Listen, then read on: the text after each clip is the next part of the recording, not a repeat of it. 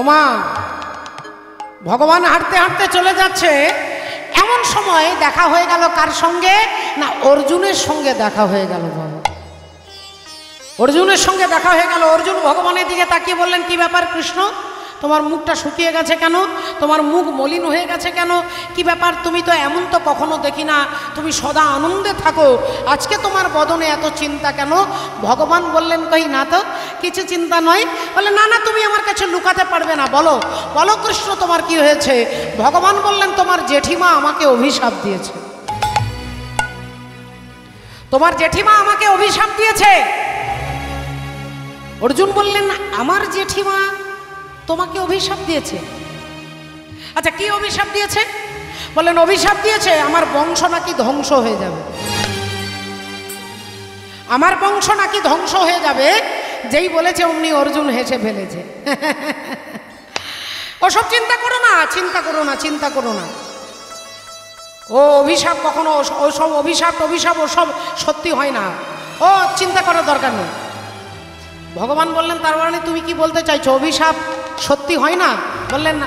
শোনো কৃষ্ণ, কুরুক্ষেত্রের মাঠে দাঁড়িয়ে ভীষ্মদেবের মা, যার নাম হচ্ছে পতিত পাবনী মা গঙ্গা, ওই গঙ্গা দেবী আমাকে অভিশাপ দিয়েছিল যে ওরে অর্জুন, একজন মায়ের চোখের সামনে তার ছেলে যন্ত্রণায় ছটপট করছে, হাজার হাজার তীরের বিছানায় ভীষ্মদেব শুয়ে আছে, আর ভীষ্ম জননী মা গঙ্গা দেবী অর্জুনকে অভিশাপ দিচ্ছে যে তুই যেমন আমার ছেলেকে আমার চোখের সামনে আঘাত দিলি, আমি তোকে অভিশাপ দিচ্ছি একদিন তোর ছেলের হাতে তোকে মরতে হবে, একদিন তোর পুত্রের হাতে তোকে মরতে হবে। মা গঙ্গা দেবী অভিশাপ দিয়েছিল আমাকে। এবার বলো তো কৃষ্ণ, সেটা কি সত্যি হলো? হ্যাঁ, আমাকে যে বললো যে আমার ছেলের হাতে আমি মরবো, তা কই সত্যি তো হলো না, কারণ আমার ছেলেরা তো কেউ বেঁচে নেই, সব তো শেষ হয়ে গেছে। তাহলে আমার ছেলেই যখন বেঁচে নেই, তাহলে আমাকে মারবে কি করে? গঙ্গা দেবী বলেছিল তোর ছেলের হাতে তুই মরবি, আমার ছেলেরাই সব, কেউ আর বেঁচে নেই, তাহলে তো আমাকে মারবার মতো আর কেউ নেই, তাহলে মা গঙ্গার দেওয়া অভিশাপটা মিথ্যে হলো না? বলে দিয়ে যখনই অর্জুন হাসছেন, ভগবান ভাবলেন অন্যান্য কাজ পরে হবে, আগে তোমার অহংকারটাকেই চূর্ণ করতে হবে। অন্যান্য কাজ পরে করবো, আগে তোমার দর্পটাকে চূর্ণ করব। ভগবান বললেন ওসব বাজে কথা রাখো, ওসব বাজে কথা বাদ দাও, সব ভুলে যাও। আগে তুমি বলো অর্জুন, তোমার দাদা যুধিষ্ঠির যে রাজসূয় যজ্ঞ করছে, সেই রাজসূয় যজ্ঞে যে ঘোড়া, একটা ঘোড়াকে যজ্ঞ করে ছেড়ে দেবে, ঘোড়াটা যে রাজ্যের ওপর দিয়ে যাবে, সেই রাজ্যের রাজা যদি ঘোড়াটাকে ধরে, তাহলে পঞ্চপাণ্ডবের সঙ্গে যুদ্ধ হবে। যুদ্ধে যিনি হারবেন, যদি হেরে যায় এই রাজ্যের রাজা, তাহলে এই জায়গাটা, গোটা রাজ্যটা পঞ্চপাণ্ডবের হয়ে যাবে। তাহলে সেই যজ্ঞের ঘোড়াটা এখন কোথায়, কত দূরে, কোনখানে গেছে, তুমি কি কিছু খবর রেখেছো অর্জুন? অর্জুন বললেন হ্যাঁ, এক্ষুনি একজন কর্মচারী খবর দিল আমাদের অশ্বমেধ যজ্ঞের ঘোড়া এখন চলে গেছে মণিপুরে, মণিপুর রাজ্যে চলে গেছে। বলে মণিপুর রাজ্যে তোমাদের ঘোড়া চলে গেছে? বলে হ্যাঁ, আমাদের ঘোড়াটাকে ভয়ে কেউ ধরেনি, কারণ আমরা কুরুক্ষেত্রের যুদ্ধে জিতেছি, সেই ভয়ে কোনো রাজ্যের রাজা আমাদের ঘোড়াটাকে ধরবার সাহস করেনি, আর সমস্ত রাজ্যগুলো আমাদের হয়ে গেছে। এইবার ঘোড়া চলে গেছে মণিপুর রাজ্যে। এখন মণিপুর রাজ্যের রাজা নাম কি? মণিপুরে ছিল রাজা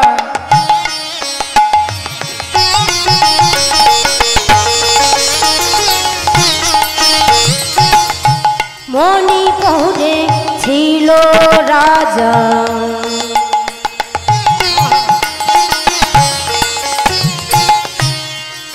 বব্রুবাহন না,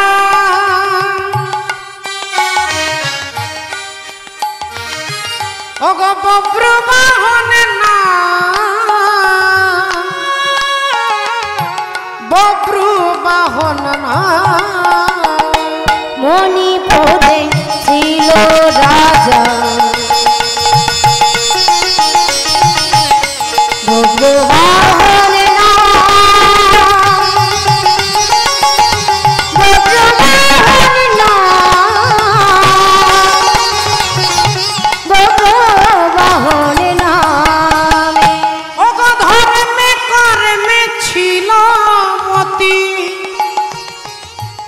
রাজাই অতি গুণবান,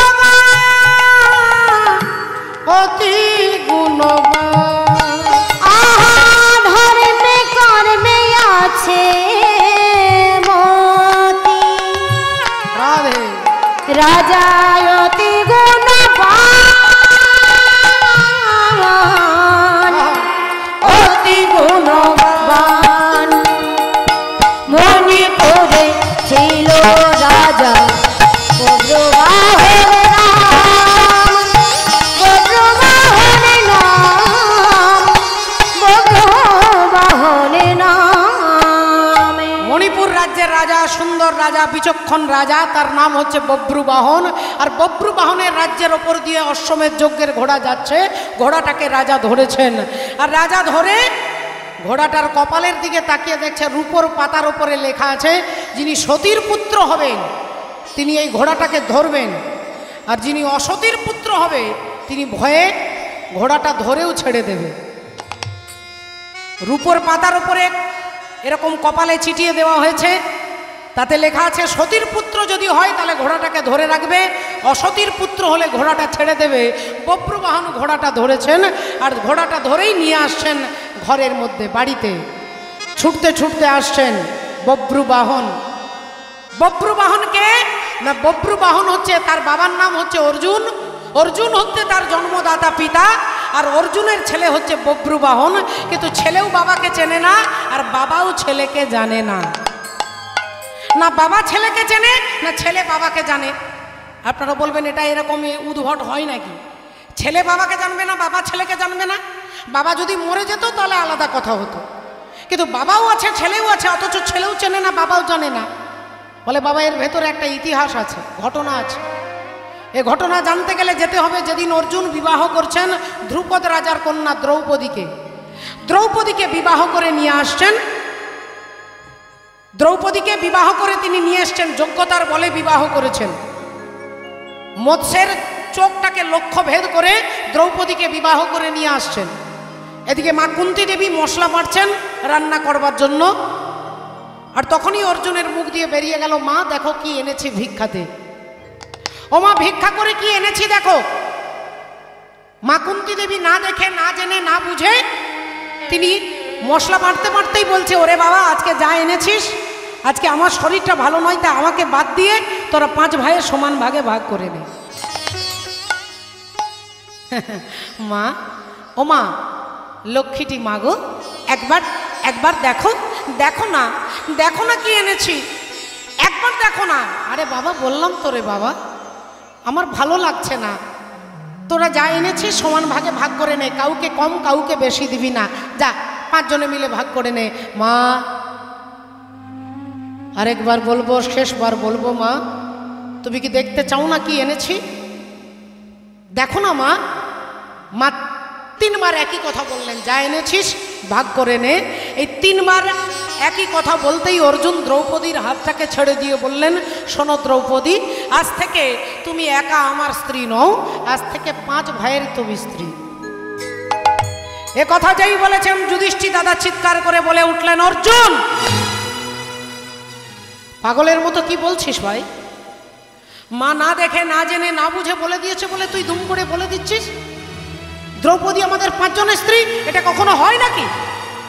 অর্জুন বললেন, দাদা গো হয় কি না আমি জানি না, কিন্তু মা যখন বলে দিয়েছে তখন ওই দ্রৌপদী আমাদের 5 জনের স্ত্রী হবে। মা যখন বলে দিয়েছে তখন মায়ের ওপরে আর কোনো সংবিধান চলবে না, কোনো কলম চলবে না। মা বলেছে যখন, তখন ওই দ্রৌপদী আমাদের 5 জনের স্ত্রী। অসম্ভব, অসম্ভব, এটা হতে পারে না। তুই তুই তুই ভুল কথা বলছিস ভাই, অশাস্ত্রীয় কথা বলছিস তুই। অর্জুন বললেন, আমি শাস্ত্র কি অশাস্ত্র জানি না, মা বলেছে তাই দ্রৌপদী আমাদের 5 জনের স্ত্রী। 2 ভাইয়ের মধ্যে তর্ক হচ্ছে, আর এমন সময় অন্তর্যামী শ্রী গোবিন্দ অন্তরে জানিয়া, অন্তর্যামী শ্রী গোবিন্দ অন্তরে জানিয়া, অন্তর্যামী শ্রী গোবিন্দ অন্তরে জানিয়া, যুধিষ্ঠির সম্মুখেতে দাঁড়ালো আসিয়া, যুধিষ্ঠির সম্মুখেতে দাঁড়ালো আসিয়া, যুধিষ্ঠির সম্মুখেতে দাঁড়ালো আসিয়া। এসে দাঁড়ালো এসে দাঁড়ালো আমার আমার শ্রী গোবিন্দ। আজকে ভক্তের সমস্যার সমাধান করবার জন্য এসে দাঁড়ালো এসে দাঁড়ালো এসে দাঁড়ালো এসে দাঁড়ালো আরে লীলার সহায় করবে বলে এসে দাঁড়ালো লীলায় সহায় করবে বলে এসে দাঁড়ালো এসে দাঁড়ালো এসে দাঁড়ালো। ভগবান এসে দাঁড়িয়েছেন। যুধিষ্ঠির বলে উঠলেন কৃষ্ণ তুমি যখন এসেছো তুমি বলো কৃষ্ণ। অর্জুন বললেন সখা তুমি আমাদের সমস্যার সমাধান করে দাও। দেখো দেখো দাদা বলছে এটা হতে পারে না আর আমি বলছি এটাই হবে। ভগবান বললেন দাঁড়াও আমাকে আগে শুনতে দাও। সমস্ত ঘটনা শোনার পরে ভগবান চুপ করে আছেন কিছুক্ষণের জন্য, তিনি মৌন চুপ করে আছেন চোখ বন্ধ করে। যুধিষ্ঠির ভগবানের দিকে তাকাচ্ছেন, অর্জুন ভগবানের দিকে তাকাচ্ছেন। আজকে ভগবান কি ভাস দেবেন এটা শুনবার জন্য। এমন সময় ভগবান চোখ খুলে মুচকি হেসে বললেন অর্জুন তুমি যা বলেছ দ্রৌপদী আজ থেকে তোমাদের 5 ভাইয়ের স্ত্রী হবে। আজ থেকে দ্রৌপদী 5 জনের স্ত্রী হবে। ভক্তমণ্ডলী ভক্তিমতী মায়েরা একটু ভালো করে লক্ষ্য করে দেখুন মা, একটা রমণী একজন নারীর 5টা স্বামী। আজকের শিক্ষিত সমাজ, আজকের সমাজ আঙুল দেখিয়ে বলে যে দ্রৌপদীর 5টা স্বামী অথচ তিনি নাকি সতী নারী।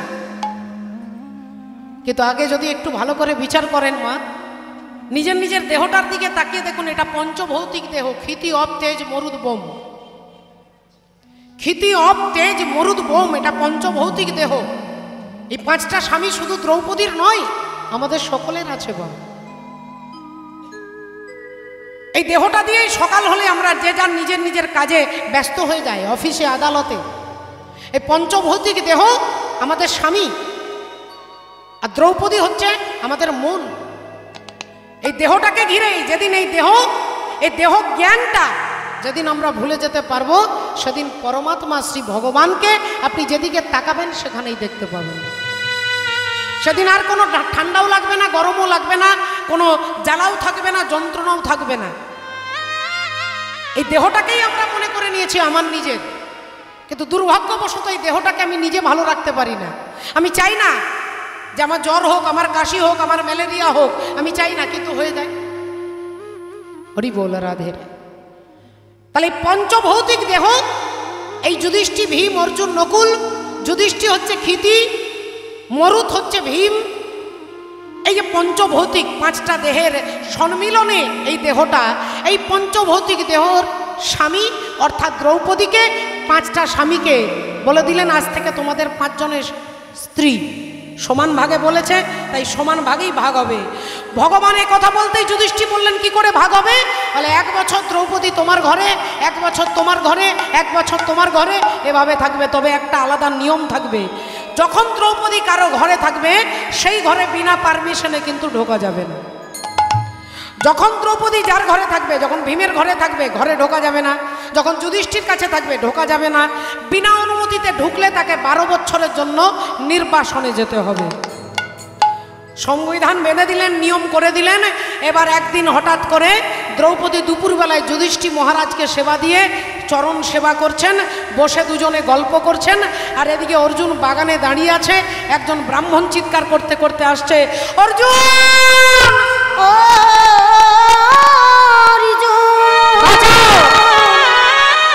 বাঁচাও, অর্জুন বাঁচাও, বাঁচাও, বাঁচাও, অর্জুন বাঁচাও।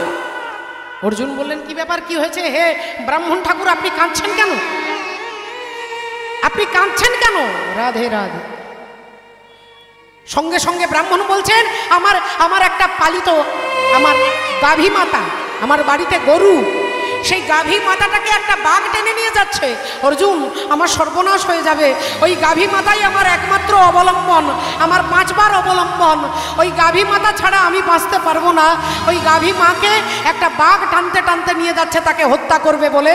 তুমি পারো একমাত্র রক্ষা করতে, তুমি পারবে না অর্জুন আমার গাভী মাতাকে সুস্থভাবে ফিরিয়ে দিতে? তুমি পারবে না? একজন ব্রাহ্মণ হয়ে তোমার কাছে হাত জোড় করে আমি অনুরোধ করে বলছি অর্জুন, তুমি ক্ষত্রিয়ের ধর্ম অবলম্বন করো, তুমি আমাকে সাহায্য করো। অর্জুন বললেন, হে বেদজ্ঞ ব্রাহ্মণ, আমি এক্ষুনি তুরন্ত আপনার সাহায্য করতে আমার কোনো দ্বিধাবোধ ছিল না, কিন্তু আমি যে গান্ডীব ধনুকটা, ওই গান্ডীব ধনুকটা যে ঘরে রেখেছি সেই ঘরে দাদা যুধিষ্ঠির আর দ্রৌপদী বসে আছে।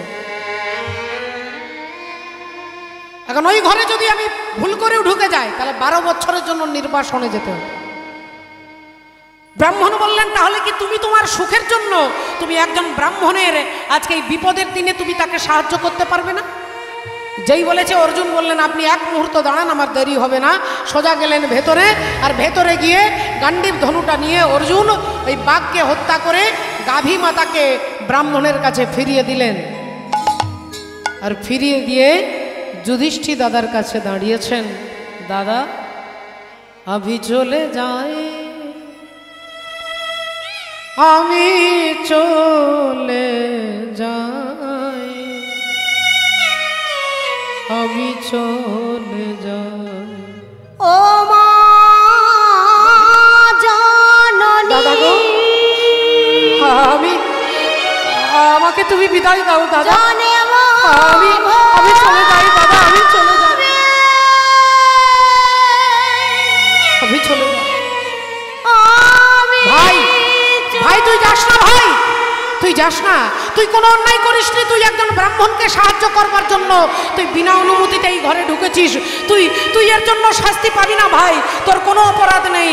কিন্তু কোনো কথা না শুনে অর্জুন সত্যের প্রতিষ্ঠা করবেন বলে, সত্যের পালন করবেন বলে অর্জুন ওখান থেকে বিদায় নিয়ে হাঁটতে হাঁটতে চলে যাচ্ছে। মাধব হে মাধব, মাধব হে মাধব,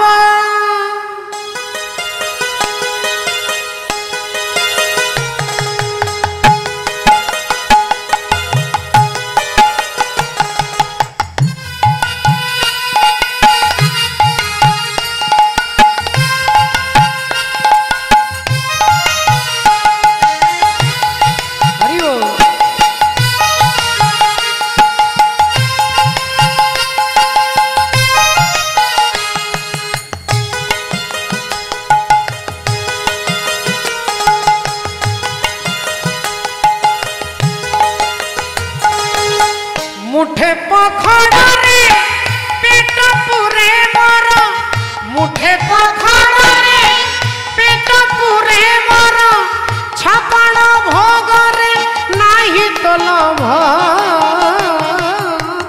মাধব হে মাধব, হে মাধব, মাধব হে মাধব, মাধব ঝাঁটি মাটি ঘরে সব সুখ মর, ঝাঁটি মাটি ঘরে সব সুখ মর, রাজমহলরে নাহি তোলভ।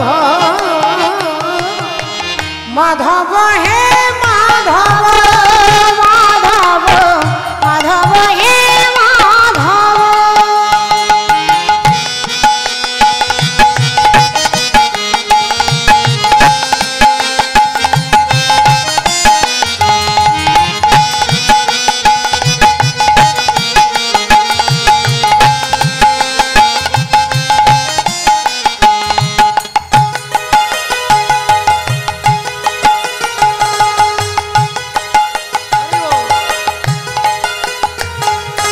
তো জাগারে তু ভলরে অছি রে,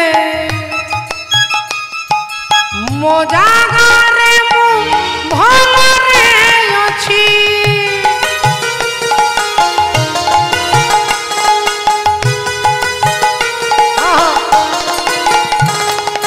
যেতিকি দেইছু সেতিকি রে শান্তি, বেশি আও তোতে মাগুনি কিছু। খন্ডিয়ে লুগারে লাজ লুচে মোর, খন্ডিয়ে লুগারে লাজ লুচে মোর, খন্ডুয়া ফটরে নাহি তোলভ। মাধব হে মাধব, মাধব, মাধব হে মাধব, মাধব মুঠে পাখড়রে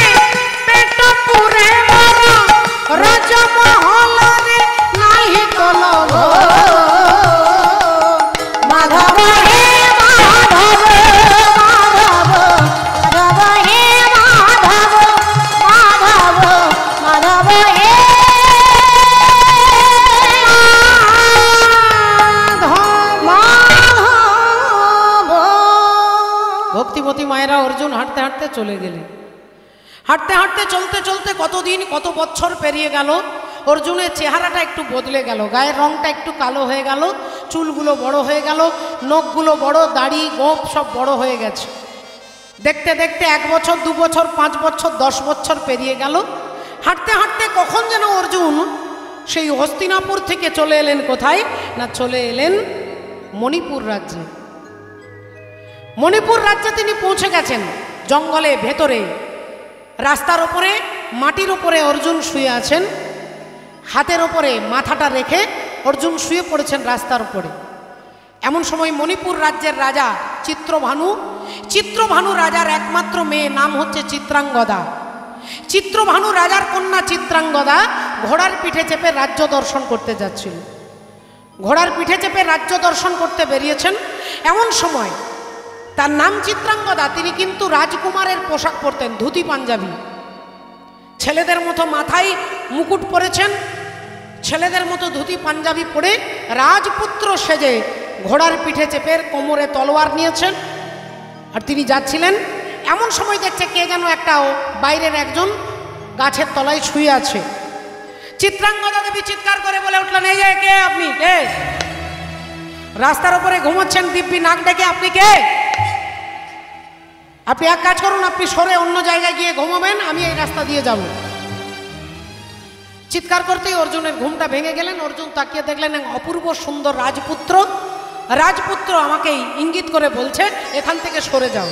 অর্জুন বললেন, এক কাজ করুন না, আপনি আমার পাশ দিয়ে চলে যান না, আমার পাশ দিয়ে চলে যান, এদিকে রাস্তা তো অনেক আছে, অনেকটা চওড়া রাস্তা, আমি তো রাস্তার ওপরে শুয়ে নেই, আপনি আমাকে পাশ দিয়ে চলে যান। চিত্রাঙ্গদা বললেন, আমি আপনাকে পাশ দিয়েও যাব না আর তোমাকে লাফিয়েও যাব না, না তোমাকে ডিঙে যাব। কুকুর বেড়াল পশু পাখি কীট পতঙ্গ কাউকে পা দিয়ে লাফ দিয়ে পেরিয়ে যেতে নাই মা, আপনার পুণ্য ক্ষয় হয়ে যাবে। আপনার জীবনে যত পুণ্য আপনি সঞ্চয় করেছেন, যদি কাউকে লাফ দিয়ে পেরিয়ে যান, হয়তো একটা কুকুর শুয়ে আছে, আপনি ডিঙে চলে গেলেন, আপনার পুণ্য ক্ষয় হবে। আর সারা জীবনের পুণ্য এক মুহূর্তে শেষ হয়ে যাবে যদি কেউ কোনো পশু প্রাণী মানুষ কাউকে যদি পা দিয়ে আঘাত করেন, যদি কাউকে লাথি মারেন, আপনার জীবনের সমস্ত পুণ্য এক মুহূর্তে শেষ হয়ে যায়। তাই চিত্রাঙ্গদা দেবী বললেন, আপনি এখান থেকে সরান, আপনি অন্য জায়গায় গিয়ে ঘুমাবেন, আমি এই রাস্তা দিয়ে যাব। অর্জুন বললেন, আমি এখান থেকে সরব না, আপনি আমার পাশ দিয়ে চলে যান। চিত্রাঙ্গদা দেবী বললেন, তুমি আমার কথা শুনবে না? তুমি জানো আমি কে? তুমি জানো আমি তোমাকে ধরে ছুঁড়ে দিতে পারি, আমার এত ক্ষমতা। অর্জুন বললেন, তুমি আমাকে ধরে ছুঁড়ে দেবে? তা বেশ ঠিক আছে, তুমি তাই এক কাজ করো, তুমি আমাকে ধরে ছুঁড়ে দাও। চিত্রাঙ্গদা দেবী অর্জুনের হাতটা ধরে যেই টান দিতে যাবে, অর্জুন তার উল্টো দিক থেকে টানটা দিয়েছে, আর এমন টান দিয়েছে যে চিত্রাঙ্গদা দেবী অর্জুনের পায়ের কাছে হুড়মুড় করে পড়েছে। শুধু তো চিত্রাঙ্গদা পড়লো না, সবার আগে পড়লো তার মাথার মুকুট। আর মাথার মুকুটটা খুলে যেই পড়ে গেল, অমনি লম্বা লম্বা এক গুচ্ছ কেশ রাশি, সুন্দর কালো কোকড়ানো চুল পিঠের মধ্যে এলিয়ে পড়লো, ঝুলে পড়লো। সুন্দর একগুচ্ছ চুল, টানা টানা চোখ, অপূর্ব সুন্দর দেখতে। অর্জুন চমকে গেলেন, ভেবেছিলেন রাজপুত্র, এ তো দেখছেন রাজকুমারী। চমকে উঠলেন অর্জুন, কে কে কে কে কে কে কে তুমি? তুমি কে? রাজপুত্রের দেশে তুমি রাজকুমারী? বললেন, হ্যাঁ, আমি এই দেশের রাজা, চিত্রভানু রাজার কন্যা, আমার নাম হচ্ছে চিত্রাঙ্গদা। তাই আমার নাম চিত্রাঙ্গদা, এবার তুমি বলো তুমি কে? অর্জুন বললেন, আমি আর কেউ নই, আমি হলাম তৃতীয় পাণ্ডব অর্জুন। যেই বলেছে তৃতীয় পাণ্ডব অর্জুন, অমনি চমকে উঠেছেন চিত্রাঙ্গদা দেবী। আপনি কি সেই অর্জুন? আপনি কি সেই অর্জুন যার কথা আমি আমার ঠাকুমার কাছে, দিদিমার কাছে, মায়ের কাছে, বাবা কাকার কাছে যার কথা শুনেছি, আপনি সেই অর্জুন? অর্জুন বললেন, হ্যাঁ, আমি সেই অর্জুন। না আপনি তৃতীয় পাণ্ডব? বললেন, হ্যাঁ। হরি বল, রাধে রাধে। ছোটবেলা থেকে যার কথা শুনেছি। ভক্তিমতী মায়েরা বেশ কয়েক বছর আগে পর্যন্ত ঠাকুমা, জেঠিমা, কাকিমা, মা বাচ্চা ছেলেদেরকে কোলের কাছে নিয়ে শুয়ে রামায়ণ মহাভারতের গল্প, রাক্ষসের গল্প ঠাকুমা দিদিমারা শোনাতেন। এখন না আছে দিদিমা ঠাকুমার সময়, না আছে নাতি নাতনির সময়। সবাই মিলে একসঙ্গে বসে সন্ধে হলেই টিভিতে খুলে টিভিতে সিরিয়াল দেখতে বসেছে। আমি টিভিতে সিরিয়াল দেখতে বারণ করবো না মা, কিন্তু সিরিয়াল তো প্রতিটা সিরিয়ালে দেখুন নায়িকার ঘুরে ফিরে 20 বার বিয়ে হবে মা। চৈত্র মাসে একবার বিয়ে, বৈশাখ মাসে একবার বিয়ে, তারপর জ্যৈষ্ঠ মাসে বিয়ে। যতক্ষণ 20 বার বিয়ে না হবে সিরিয়াল শেষ হবে না মা। হরি বলে রাধে রাধে। কালচারটা বাড়ির ছেলে মেয়েদের এভাবে নষ্ট হয়ে যাচ্ছে। চিত্রাঙ্গদা দেবী বললেন, আমি আমার ঠাকুমার কাছ থেকে, বাবার কাছ থেকে আপনার নাম শুনেছি, তাই যেদিন থেকে আপনার নাম শুনেছি সেই দিন থেকে আমাকে নিজেকে আপনার চরণে নিবেদন করে দিয়েছি। তাই আপনি আমাকে বিবাহ করুন। আপনি আমাকে বিবাহ করবেন, আমি মনে প্রাণে আপনাকেই স্বামী রূপে বরণ করেছি। অর্জুন ভাবলেন, গান্ধর্ব মতে বিবাহ করলেন, চলে গেলেন হরিবোল চিত্রাঙ্গদা দেবীকে নিয়ে মণিপুর রাজ্যে। দেখতে দেখতে সময় অতিক্রম হয়, সময় চলে যায় 1 মাস 2 মাস 1 বছর 1.5 বছর। এবার বাকি আছে আর মাত্র কয়েকটা মাস। এই কয়েকটা মাস পেরিয়ে গেলেই অর্জুন অপেক্ষা করছে 12 বছর সম্পূর্ণ হয়ে যাবে। আর 12 বছর সম্পূর্ণ হলে আমি চলে যাব আমার দাদা যুধিষ্ঠির কাছে, আমি চলে যাব দ্রৌপদীর কাছে, ভীমের কাছে। তাই মাত্র আর কয়েকটা মাস। দেখতে দেখতে সেই মাসগুলো পেরিয়ে যাচ্ছে, বাকি আছে আর কয়েকটা দিন। অর্জুন ভাবলেন, আজ রাত্রিবেলায় আমি চিত্রাঙ্গদা দেবীর কাছে অনুমতি নিয়ে আমি চলে যাব। রাত্রিবেলায় অপেক্ষা করছে অর্জুন, কখন চিত্রাঙ্গদা দেবীকে বলবে। আর চিত্রাঙ্গদা দেবী ছুটে আসছে স্বামীকে একটা আনন্দের খবর বলবেন, তিনি মা হতে চলেছেন। ছুটে এলেন চিত্রাঙ্গদা দেবী আনন্দে, স্বামীকে তার গর্ভধারণের কথা বলবে যে আমি মা হতে চলেছি, আপনি বাবা হতে চলেছেন। এই আনন্দের খবরটা বলবার জন্য যেই প্রবেশ করেছে, অর্জুন বলে উঠলেন, চিত্রাঙ্গদা আগে তুমি আমাকে বলো, তুমি আমাকে কত ভালোবাসো, বলো আমায় কত ভালোবাসো। চিত্রাঙ্গদা দেবী বললেন, আমি আমার প্রাণের বিনিময়ে আপনাকে অধিক ভালোবাসি, প্রাণের থেকেও বেশি ভালোবাসি। বললেন, তাহলে আমি যা বলবো তাই করবে। আগে হ্যাঁ স্বামী আপনি বলে দেখুন কি করতে হবে। বললেন, আমি এমনি এমনি বলবো না, তুমি যে কপালে সিঁদুর দিয়েছো, মাথায় যে সিঁদুর দিয়েছো, এই সিঁদুরে হাত দিয়ে তুমি প্রতিজ্ঞা করে বলো, আমি যা বলবো তুমি তা করবে তো। চিত্রাঙ্গদা দেবী বললেন, স্বামী আর কি বলবে, স্বামী যা বলবে আমি তাই করব। হ্যাঁ বলুন না স্বামী, আমি কথা দিচ্ছি আপনি যা বলবেন তাই করব। না তুমি আগে সিঁদুরে হাত দাও। চিত্রাঙ্গদা দেবী মাথায় হাত দিলেন, আর হাত দিয়ে বলছে, বলুন কি করতে হবে। অর্জুন বললেন, তোমাকে প্রতিজ্ঞা করতে হবে আমি যে তোমার স্বামী এ কথা কাউকে কখনো বলতে পারবে না। ও গো স্বামী গো,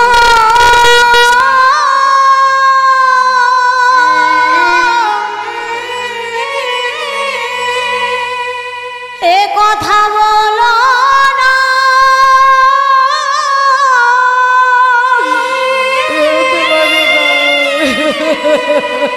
এ কথা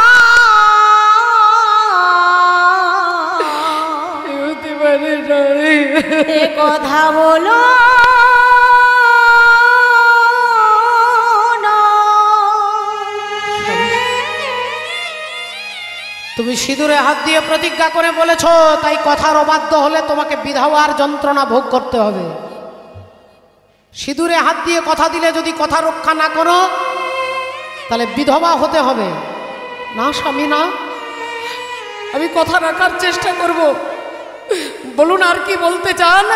অর্জুন বললেন, আগামীকাল সকালবেলায় চিরকালের মতো তোমাকে ছেড়ে আমি চলে যাব।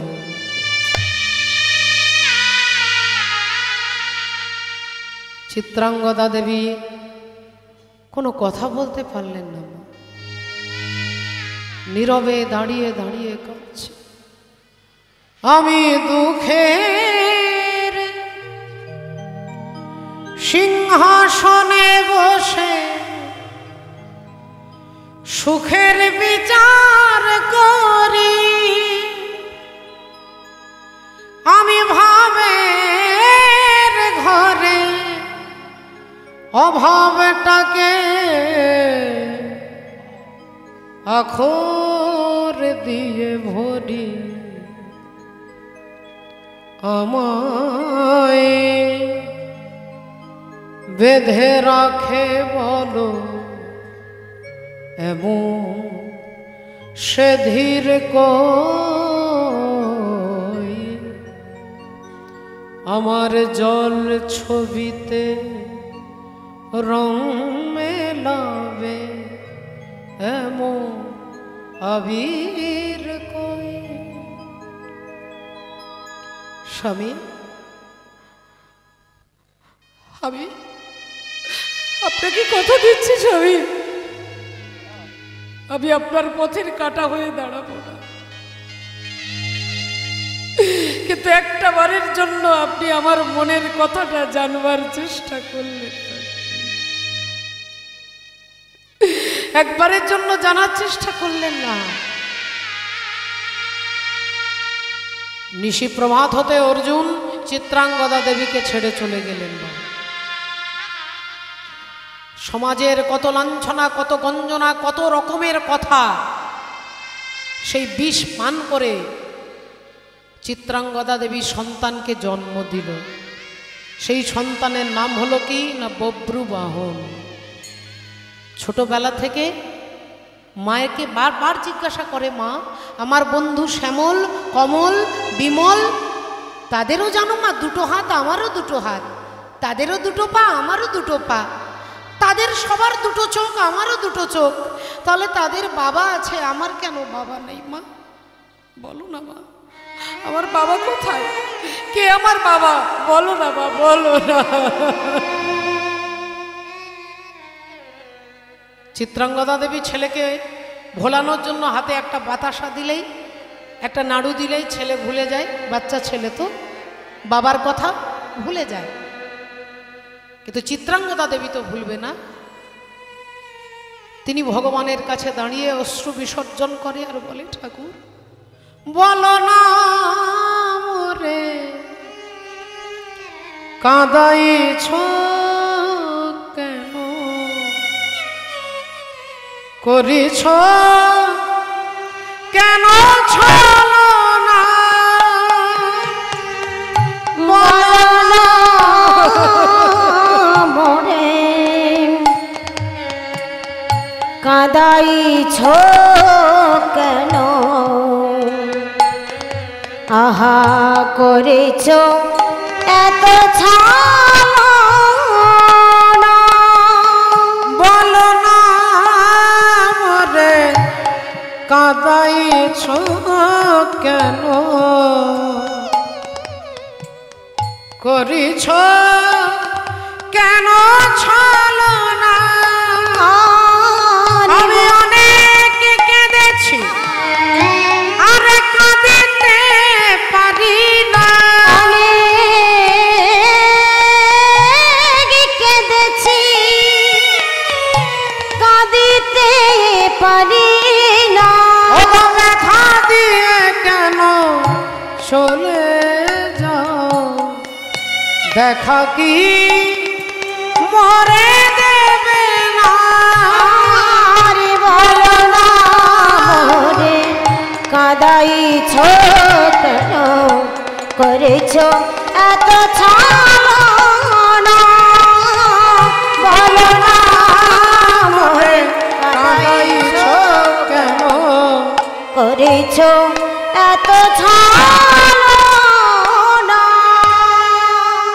শ্রদ্ধেয় বাবা ঠাকুর, ভক্তিমতী মায়েরা সেই একটু একটু করে ছেলে বড় হয়, প্রতিদিন মাকে জিজ্ঞাসা করে আমার বাবাকে, আমার বাবার নাম কি, আমার বাবা কোথায়। মা কোনোদিন বলতে পারেন না, কারণ তিনি সিঁদুরে হাত দিয়ে কথা দিয়েছেন অর্জুনকে, যদি বলি তাহলে আমার স্বামী চিরকালের মতো পৃথিবী ছেড়ে চলে যাবে। না না না, আমার ছেলে জিজ্ঞাসা করলেও আমি বলবো না। সেই ছোট্ট ছেলে একটু একটু করে বড় হয়েছে মাগো, একটু একটু করে বড় হয়, প্রতিদিন জিজ্ঞাসা করে, প্রতিদিন জিজ্ঞাসা করে। একদিন মা বিরক্ত হয়ে বলল, তোর বাবা কোথায় আমাকে জিজ্ঞাসা করিস না, যদি জানতে হয় ওই মন্দিরে যিনি দাঁড়িয়ে আছে যা, তাকে গিয়ে জিজ্ঞাসা কর তোর বাবাকে, তোর বাবাকে তাকে গিয়ে জিজ্ঞাসা কর। ছেলে ভাবলো তাহলে মন্দিরে যিনি আছেন গিরিধারী গোপাল, তিনি আমার বাবাকে চেনেন, তিনি জানেন আমার বাবাকে, তাহলে আজ থেকে আজ থেকে আমি আমার বাবাকে খুঁজবো না, আগে আমি জগৎ পিতাকে খুঁজবো, পরমেশ্বর গোবিন্দকে। গোবিন্দ যখন জানে আমার বাবাকে, তখন গোবিন্দকে, বাবার আগে গোবিন্দকে খুঁজবো, ওই গোবিন্দই আমাকে বলে দেবে আমার বাবাকে। সেই বব্রুবাহন বড় হয়েছে, সেই অশ্বমেধ যজ্ঞের ঘোড়াটাকে ধরেছে মা। রূপর পাতার ওপরে লেখা আছে যিনি সতীর পুত্র হবে তিনি ঘোড়াটাকে ধরবে, আর অসতীর পুত্র হলে ছেড়ে দেবে। তাই ঘোড়াটাকে ধরে টানতে টানতে নিয়ে এসেছে মায়ের কাছে। মা, মা গো! চিত্রাঙ্গদা দেবী বেরিয়ে এসেছে। কি হয়েছে রে বাবা, কি হয়েছে? মা, এই দেখো অশ্বমেধ যজ্ঞের ঘোড়া ধরেছি। ভালো করেছিস বাবা, খুব ভালো করেছিস। তা হ্যাঁ রে, অশ্বমেধ যজ্ঞটা করছে কে? যজ্ঞটা করছে কে? বলে দাঁড়াও মা, তাদেরও নাম লেখা আছে তামার পাতের ওপরে, তামার পাত্রের উপরে যারা যুদ্ধ করছে যজ্ঞ, তাদের নাম লেখা আছে। তা দেখতো বাবা কারা যজ্ঞ করছে, কোন কোন রাজা? বললেন প্রথমেই লেখা আছে ধর্মপুত্র যুধিষ্ঠির,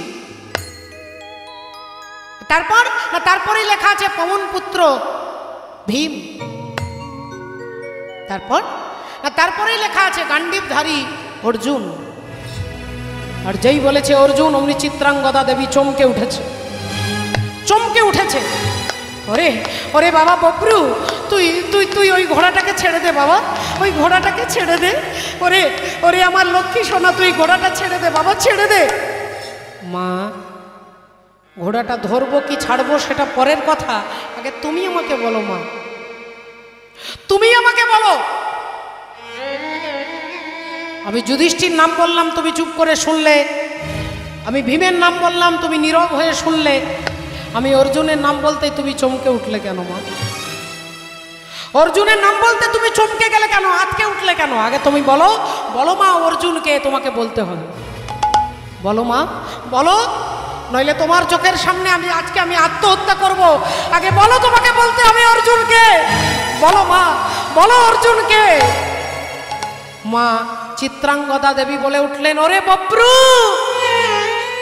আমি তোর বাবার কথা তোকে বলতে পারবো, তোর বাবার কথা বলতে পারবো না, পারবো না। বব্রু বললেন, মা আমি তোমাকে জিজ্ঞাসা করলাম অর্জুনকে, তুমি বললে তোমার বাবার কথা বলতে পারবো না। এ তো ঠাকুর ঘরে কে না, আমি তো কলা খাইনি। আমি তোমাকে জিজ্ঞাসা করলাম অর্জুনকে, তুমি বলছো বাবার কথা বলতে পারবো না, তাহলে কি অর্জুন আমার বাবা?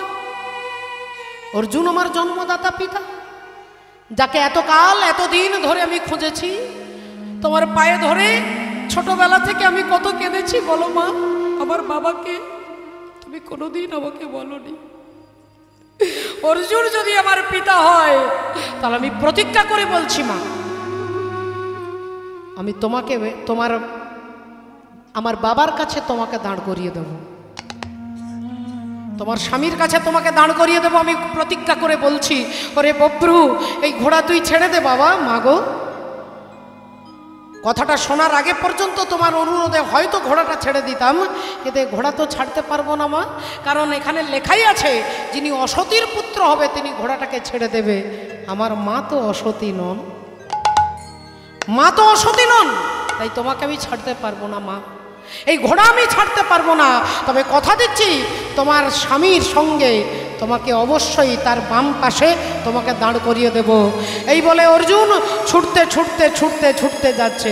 পিতা পিতা পিতা বলি ছুটিতে লাগিল, পিতা পিতা পিতা বলি ছুটিতে লাগিল, পিতা পিতা পিতা বলি ছুটিতে লাগিল, পিতা পিতা পিতা বলি ছুটিতে লাগিল, পিতা পিতা বলি ছুটিতে লাগিল, পিতা পিতা পিতা বলি ছুটিতে লাগিল।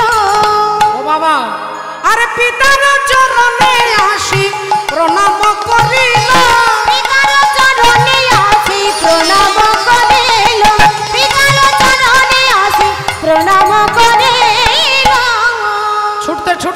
যে বব্রবাহন এসেছেন আজকে জানে যে আমার বাবা কার সঙ্গে থাকে না ভগবান কৃষ্ণের সঙ্গে। তাহলে আজকে কৃষ্ণ দর্শনও হবে আর আমার বাবার পরিচয় আমি জানতে পারবো। বব্রবাহন ছুটতে ছুটতে এলেন, এসে যেই অর্জুনকে প্রণাম করতে যাবেন অমনি ভগবান চিন্তা করলেন এক্ষুনি এই মুহূর্তে তো পিতা পুত্রের মিলন হতে পারে না, আগে অর্জুনের দর্পটাকে চূর্ণ করতে হবে। তো অর্জুনের যে অহংকার সেই অহংকারটাকে চূর্ণ করতে হবে। বব্রবাহন যেই প্রণাম করতে যাবে, বাবাকে জড়িয়ে ধরতে যাবে, অর্জুন ওই সুন্দর ছেলেটাকে দেখে ভাবলেন একবার বুকে জড়িয়ে ধরি, আমাকে বাবা বলে ডাকছে, কি সুন্দর ছেলেটা, আহা দেখলে দেখলে জীবন জুড়িয়ে যায়, মুখ থেকে বাবা নাম শুনলে আমার সব জীবনের সমস্ত ব্যথা দূরে চলে যায়, একবার তাকে জড়িয়ে ধরবো। ভগবান বলে উঠলেন অর্জুন, অশ্বমেধ যজ্ঞের ঘোড়া ওই ছেলেটাই ধরেছে, তাই নিয়ম মতো ওই ছেলেটা তোমার শত্রু, তার সঙ্গে তোমার যুদ্ধের সম্পর্ক, যুদ্ধ করবে। সে যুদ্ধের নীতি প্রয়োগ করেছে, চালাকি, তোমাকে বাবা বলে ডাকছে তোমাকে আগেই দুর্বল করে দেওয়ার জন্য, আগেই দুর্বল করবার জন্য। রাধে রাধে, হরি বল, হরে কৃষ্ণ। শ্রদ্ধেয় বাবা ঠাকুর, ভক্তিমতী মায়েরা, অর্জুনের দর্পটাকে চূর্ণ করলেন পরমাত্মা ভগবান। ওই বব্রবাহনের হাতে কিছুক্ষণের জন্য অর্জুনের মৃত্যু হয়েছিল, পরবর্তীকালে ভগবান আবার অর্জুনকে বাঁচিয়ে বললেন তোমার দর্প চূর্ণ করবার জন্য, তোমার পুত্রের হাতে তোমার মৃত্যু ঘটিয়েছি, মা গঙ্গার দেওয়া অভিশাপকে সত্য করবার জন্য। রাধে রাধে। তাই একবার সবাই মিলে হাত তুলে চিৎকার করে বলবো নিতাই গৌর প্রেমানন্দে হরি হরি হরি বল, জয় রাধে। अरे झूल रे निताई झूल, मोगो रंग सुंदर परी झूल, झूल रे निताई परी झूल, मोगो रंग सुंदर परी झूल, रंग सुंदर परी झूल। ए झूले झूले आसी नदिया दंडरे, झूले झूले आसी नदिया दंडरे, नवद्वीप हईल दुलु दुलु ओरा चाँद मोर, नवद्वीप हईल झूल रे निताई परी झूल, गौरांग सुंदर परी झूल, गौरांग सुंदर परी झूल। ए गोरा चाँद मोर केते सुंदर, एड़े शोभा पाई तुलसी माला,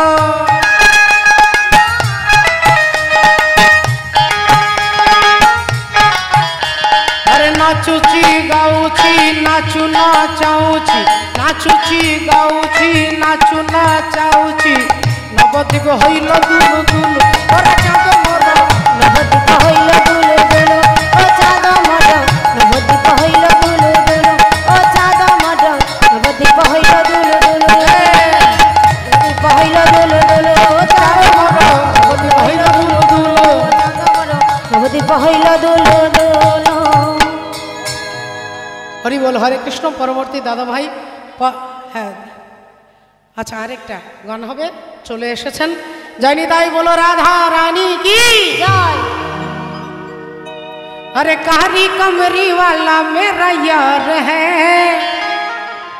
मेरे मन का मोहन तू दिलदार है। सबाई मिले कारी कमली वाला मेरा यार है,